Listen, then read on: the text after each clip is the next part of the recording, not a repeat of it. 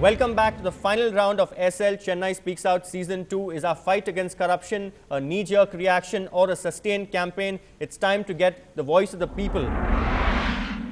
We are highlighting the facts for a very few days. Suppose if another problem comes, immediately we are switching on to some other problems. For example, take in the case of duplicate mark sheets and many more marks in the education department. We jump from one case to another. There are so many cases that we lose momentum. Chris, you want to answer that? Yeah, we are typical monkeys, jumping from branch to branch.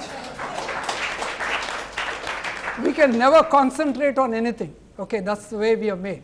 And it makes it very convenient for all these gundas, okay, the political, okay. See, politician is nothing but a normal man having a garb of that, name and seat. That is all. So what we need to address is every issue, whether small, medium or large, as Mr. Bhanukumar said, we need to address this and address them to the last. Not just, like a dog in the manger coming to, like keep on putting its mouth in everything.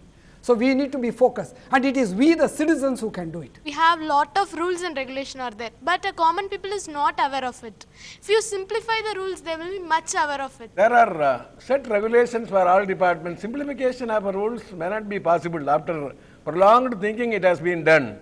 To help preventing corruption, the government have already issued orders about a proactive action on behalf of all the departments. Each department will have to publish their minimum rules and conditions openly in their office, and they will have to educate the people also.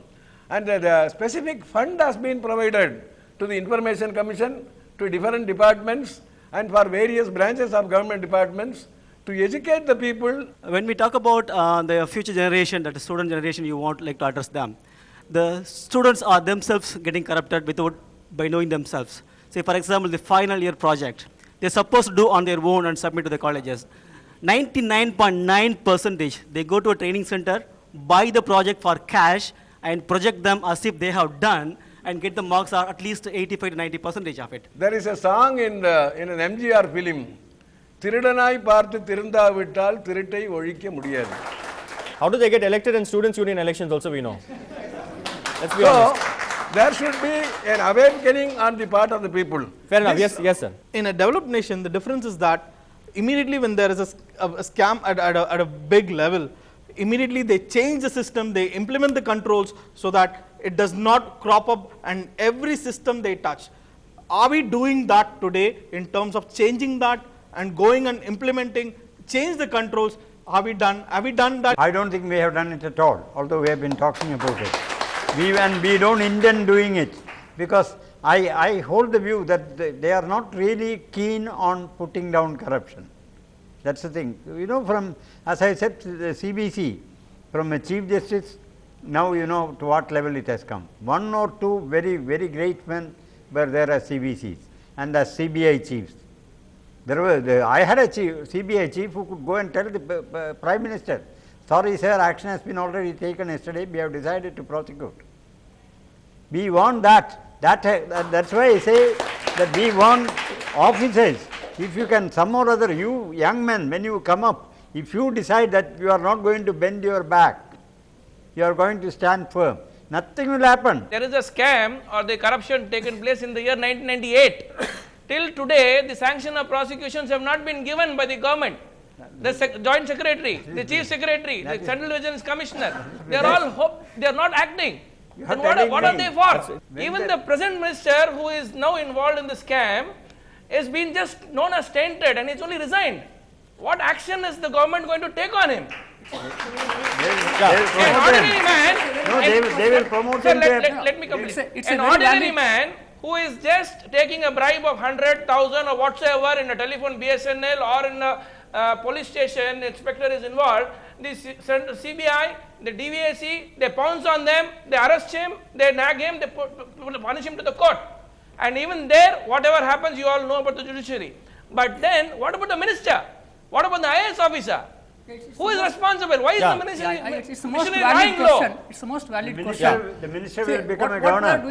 That's what will happen. So then how are you going to... No, I know. I once wrote, when I was in service, foolishly, but I didn't come to harm because the cabinet secretary was a friend. I said, when provincial satraps, ministers, are caught for corruption, They are severely punished by the center by elevating them to a cabinet post in Delhi. Well, most of the politicians and common man, they're just trying to reap what they've sowed. Essentially, they invest so many in buying votes, so much money, so they just want to get back that money via corruption. So how do you think we can stop this, in the investment stage itself? It's a vicious cycle, yeah. Well, see, now Receive the money and don't vote. It is only stating the problem. It should be a people's movement. Until then we go on, number of scams will come, number of talks will come, nothing will happen. People have to unite. There has to be some people's movement. Then only something will happen. We spoke about this proverb, right? A 10,000-mile journey starts with the first step.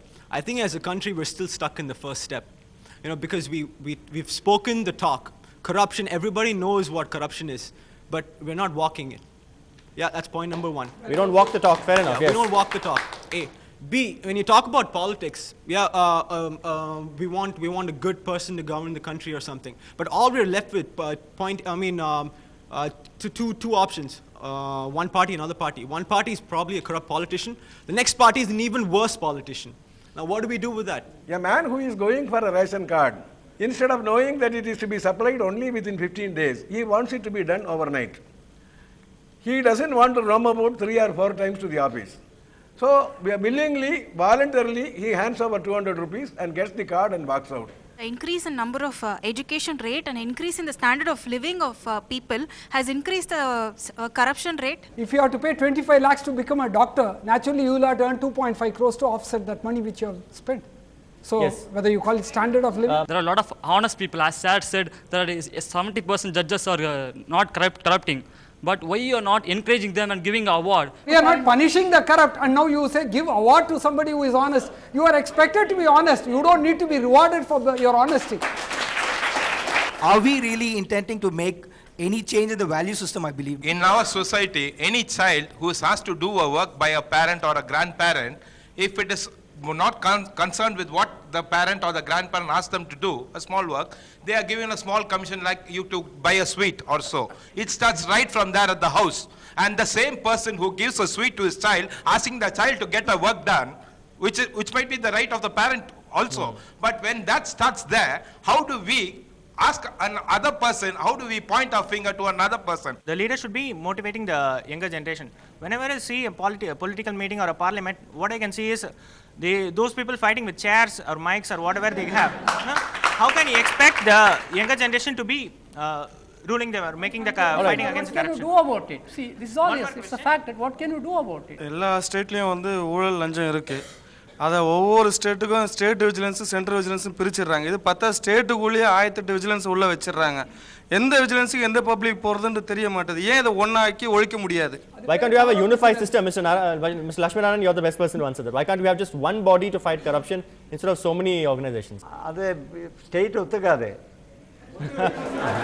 In a tea shop, 3 people talk about 2G scam and everything, abusing them like anything. Those 3 people take a bike in the same bike, and then they go to the same traffic police, they bribe them.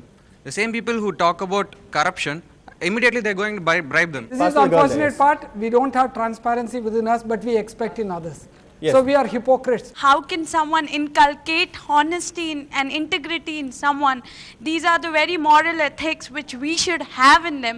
There's no point in inculcating something like that. Let's start with the core issues rather than inculcating something which we think should be morally accepted. We are citizens of India and we should have it. லஞ்சம் வாங்கினேன் கைது செய்தார்கள் லஞ்சம் கொடுத்தேன் விட்டு விட்டார்கள். It shows the present scenario of the society, and we people want our works to be done very fast, and we are demanding the officers of any XYZ to do our work very fast, and we people are some people are voluntarily giving them money to do their job. How can we change ourselves? You educate your friends, you educate your surroundings. Start from there. We have left the police department. Because once I heard Mr. Arasu was delivering a lecture from anti-corruption.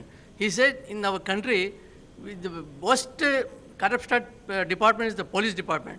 What sir can say about it? I don't think that is correct, because I have been, no, I am not defending the police at all. I am not defending the police at all. I have seen worse departments. Police department should be asked, there is a police standing order which says object of every investigation is to find out the truth and not make out a case. Every police officer sets out to make out a case.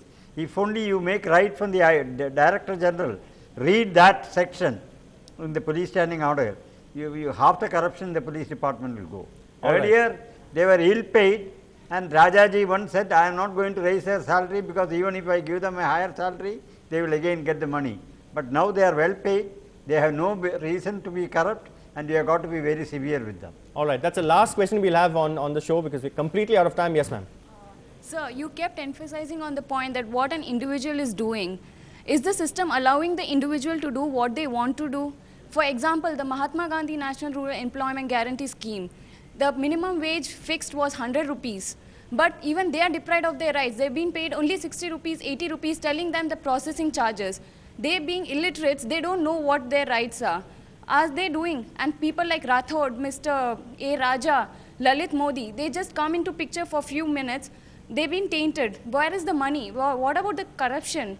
Thousands of families have been devastated. As we asked earlier, getting to the bottom of that ill-gotten wealth, recovering that money, stashed away in Swiss banks. There is one problem which we have been coming, even a case which has been trapped, my friend knows better, with enough evidence, with enough witnesses, government witnesses and private witnesses, even trapped cases are being dropped.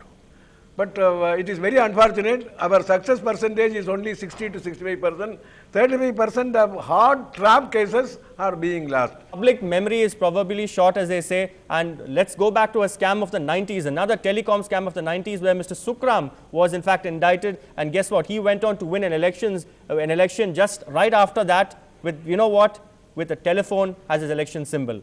Ladies and gentlemen, this debate can go on and on. Thank you very much for joining us on SL Chennai Speaks Out. Congratulations.